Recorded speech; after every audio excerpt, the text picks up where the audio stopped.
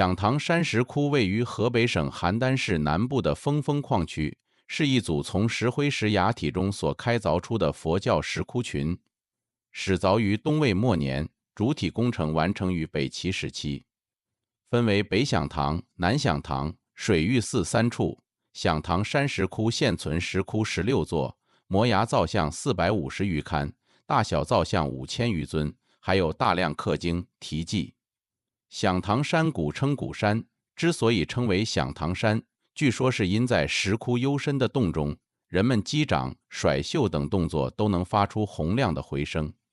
北齐取代东魏之后，有2个政治中心，一是国都邺城，一是别都晋阳。古山扼守太行山东西交通要隘，是2都来往必经之地。北齐是中国历史上有名的禽兽王朝。享国只有28年，历经了6位帝王，政治动荡，战事连连，却笃信佛教。响堂山早期洞窟的开凿离不开北齐皇室和朝臣的资助。古山脚下的长乐寺遗址内有一块金代正隆4年的石碑《重修3世佛殿记》，记载了北齐文宣帝高阳出行时在这里停歇。他亲自下令在此建立寺庙，并开凿石窟。响堂山石窟继东魏、北齐开凿以来，其后的隋、唐、宋和明清时期，民国都有续凿和补修，雕刻工程延续了1000多年，形成现在的规模。我们现在参观响堂山石窟，看到的头像大多是后补的。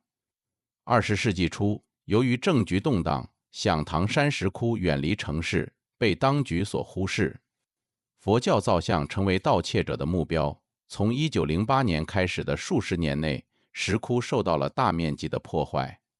窟中大部分的独立造像都被盗走，洞窟中的许多浮雕也被人为的切割窃取，剩下的石像大都没有头部和手部。